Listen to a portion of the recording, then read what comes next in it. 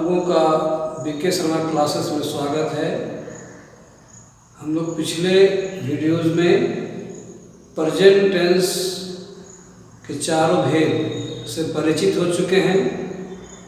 आज हम लोग पास्ट टेंस शुरू करने जा रहे हैं। इसका पहला भेद क्या है?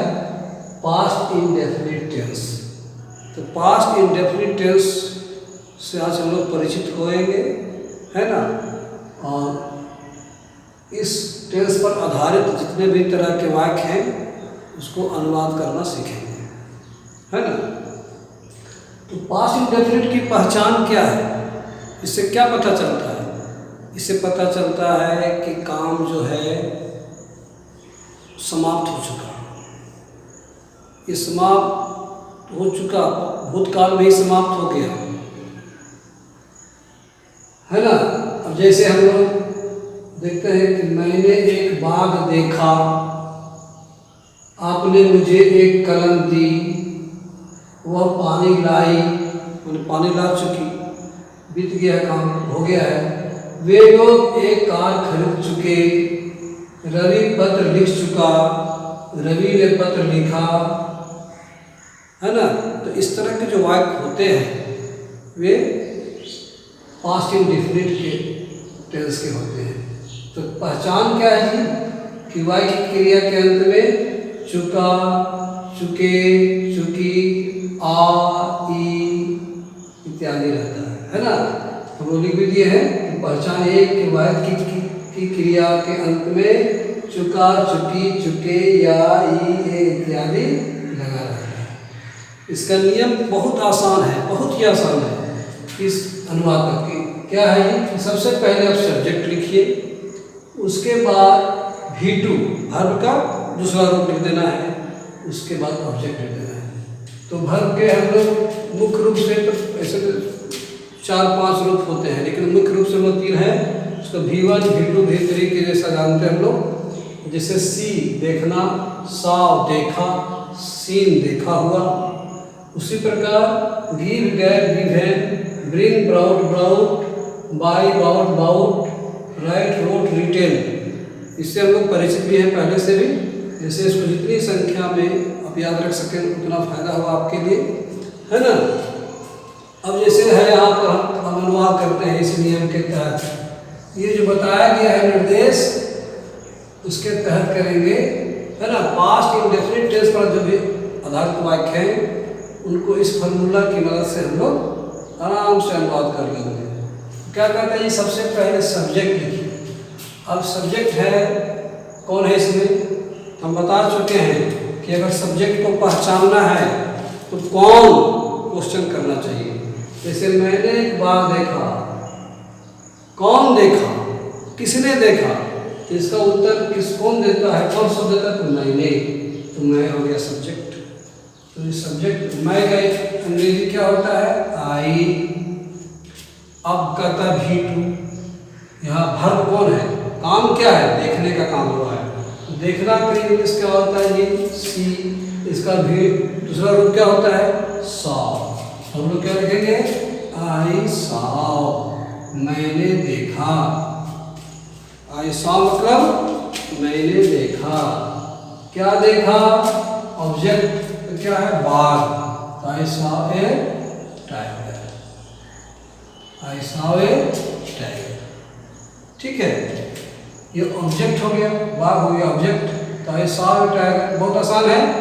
इसी प्रकार इसको बनाएंगे, आपने मुझे एक कलम दी। सब्जेक्ट क्या है? आपने, आपका इंग्लिश क्या होगा? यू। फिर देना वर्ब है V2। देना क्या होता है? गिव। इसका V2 क्या होगा? गैव। क्या लिखेंगे? You gave, you gave. आपने दी मुझे, मी क्या दी? अ पेन, एक कलम दी, a pen. You gave me a pen. ठीक है। इसी तरह क्या होगा? वह पानी लाई।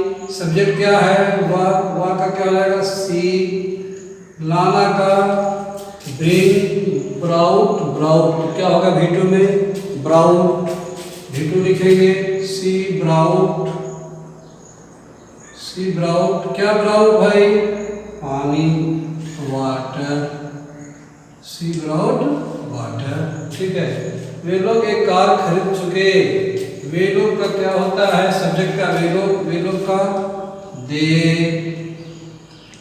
खरीदना का by, bought, bought, they V2 में बाउट, परचेज भी लिख सकते हैं बाउट, क्या बाउट? अ कार, वे कार खरीद चुके, ठीक है। रवि पत्र लिख चुका, चाहे रवि ने पत्र लिखा। सब्जेक्ट क्या है? रवि। वर्ब क्या है? लिखना, लिखना का V2 रोट, क्या रोट? क्या रवि ने लिखा, क्या लिखा? पत्र, अ लेटर, ठीक है। बहुत आसान है ना। अब हम लोग एक वाक्य हम लिए, एक वाक्य लिए हैं हम। आई एट ए मैंगो, मैंने खाया, ए मैंगो एक आम, मैंने एक आम खाया। इसका इन्फेक्टिव करेंगे तो यहाँ पर डीड छिपा हुआ है, जिससे होता है डू, डीड, डन। तो इस प्रकार हम लोग प्रेजेंट इंडेफिनिट में डू निकाले थे, डू डज। इसी प्रकार यहाँ पर क्या है कि आई डीड लिखाएगा, डीड, तब जब डीड का प्रयोग कर लेंगे तो एट का पहला रूप लिखाएगा, क्या? ईट, आई डीड ईट अ मैंगो, ठीक है। मैं आम खाता तो था, है ना। अब जो है इसका अगर निगेटिव बनाना हो तो आई डिड नॉट, यहाँ पर I did not eat a mango. ध्यान रहे डिड का प्रयोग करेंगे, उसके बाद क्रिया जो आएगी वो V1 में लिखाएगी, है ना। तो I did not eat a mango. और अगर इसको प्रश्नवाचक बनाना है, I did eat a mango, तो डिड को आई कर देंगे, did I eat a mango, क्या मैंने आम खाया? क्या मैंने आम खाया? मैंने आम नहीं खाया, I did not eat a mango, ठीक है। अब जो है माने क्या मैंने आम नहीं खाया, तब क्या हो जाएगा भाई? Did I not eat a mango, क्या? या हम लोग इसको इस ढंग से लिख सकते हैं डिडंट शॉर्ट में, ठीक है। Didn't I eat a mango, क्या मैंने आम नहीं खाया? डिड नॉट को संक्षेप में डिडंट भी लिखते हैं, ठीक है। तो इस तरह बनावे चाहे इस तरह बनावे। तो एक उदाहरण से आप लोग समझ लीजिए, बाकी को हम लोग इस तरह इन्फेक्टिव करके फिर है सो नेगेटिव, इंट्रोगेटिव, नेगेटिव वगैरह में हम लोग चेंज कर सकते हैं, है ना। अब इसके साथ ही हम लोग एक्टिव टू पैसिव वॉइस में सीख रहे हैं, है ना। तो पास्ट इंडेफिनिट पर आधारित एक्टिव वॉइस को पैसिव वॉइस में कैसे चेंज करेंगे? नियम क्या कहता है कि सबसे पहले आप ऑब्जेक्ट लिखिए इसमें, उसके बाद इस ऑब्जेक्ट के मुताबिक वाज या वर्ब का प्रयोग करेंगे, उसका V3 का प्रयोग, उसके बाद बाय अगर है तो बाय लिखें, उसके बाद है सो ऑब्जेक्ट, ऑब्जेक्ट नहीं सब्जेक्ट, सब्जेक्ट का प्रयोग करें, है ना। जैसे यहाँ पर सबसे पहले आई एट ए मैंगो, हम लोग जान रहे हैं कि आई क्या है? सब्जेक्ट, आई क्या है? सब्जेक्ट। ये क्या है? V2 है, मैंगो आपका ऑब्जेक्ट, ठीक है। तो सबसे पहले क्या कहता है? ऑब्जेक्ट लिखें, ऑब्जेक्ट लिखने में क्या लिखना पड़ेगा? A mango. ये आपका एक्टिव वॉइस में है, ये किस में है? एक्टिव वॉइस में। पैसिव वॉइस में चेंज करने के लिए इस नियम का पालन करेंगे। तो सबसे पहले कहता है ऑब्जेक्ट, तो ऑब्जेक्ट क्या लिखेंगे? सेंटेंस नया शुरू हो रहा है इसलिए ए कैपिटल लिखाएगा मैंगो, काम एक है सिंगुलर नंबर में, इसलिए वाज वर्ब में से किसी एक का क्या होगा, वाज का प्रयोग होगा यहाँ पर। वाज सुटेबल होगा ए मैंगो के लिए।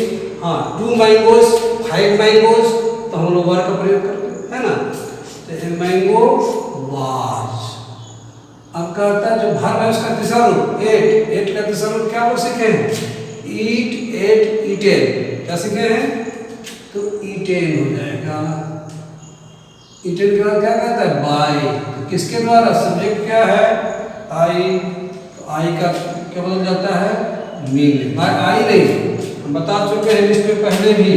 तो आई बदल जाता है मी में, वी बदल जाता है अस में, यू बदल जाता है यू में, ही बदल जाता है हिम में, सी बदल जाता है हर में, और दे बदल जाता है देव में। ठीक है। बी नंबर एक्टिव वॉइस में एक लेते हैं,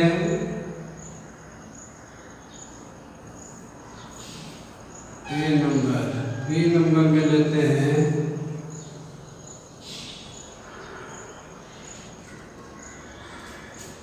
एक और वाक्य लिए हम, वी सॉ ए टाइगर। हम लोगों ने एक बाघ देखा। तो सबसे पहले क्या होगा भाई, और टाइगर लिखाएगा, है कि नहीं। और टाइगर एक है, इसमें वाज का प्रयोग हो जाएगा, जान रहे हैं। सॉ का तीसरा रूप क्या होगा, सीन। कहता है ना आवाज वर्ग के बाद भी 3 लिखे तो उसको सीन।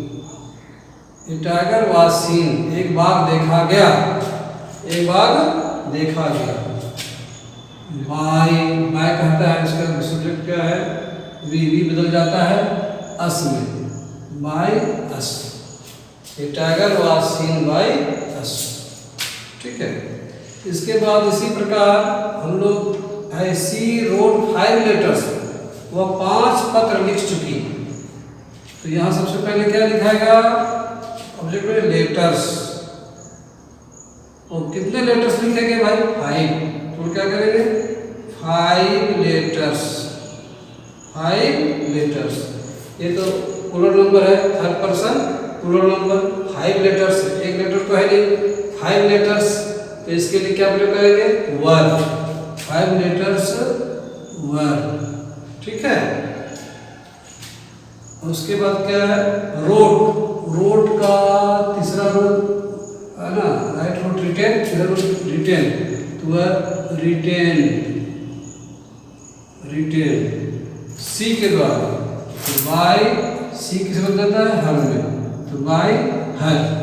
अगर रहता रवि तो यहाँ बाय रवि लिखा है ना। अगर रहता रवीना तो यहाँ बाय रवीना लिखा। ठीक है। तो बहुत आसान है, एक्टिव टू पैसिव वॉइस में बदलना है ना। ये बहुत काम आता है अंग्रेजी में क्वेश्चन आंसर लिखने में, कोई कहानी है उसको क्वेश्चन आंसर लिखने में आएगा, लेटर लिखने में, एसे लिखने में। ये सब वाक्य बहुत इम्पोर्टेंट है, इसको अवश्य सीखना चाहिए। यहाँ एक और 2 वाक्य लिए हैं हम, उसको और सीधा समझने के लिए। नेगेटिव वाक्य को हम लोग कैसे बनाएंगे, say they did not call me, वे लोग मुझे नहीं बुलाए, वे लोग मुझे नहीं बुलाए। मी किसमें, आई के बाद वाज की वर्ड सुटेबल है, तो वाज तो लिखेंगे आई वाज। अब यहाँ डिड नॉट है, इसलिए हम क्या लिखेंगे, आई वाज नॉट। अब है कॉल का तीसरा रूप क्या होगा, called. I was not called, मुझे नहीं बुलाया गया।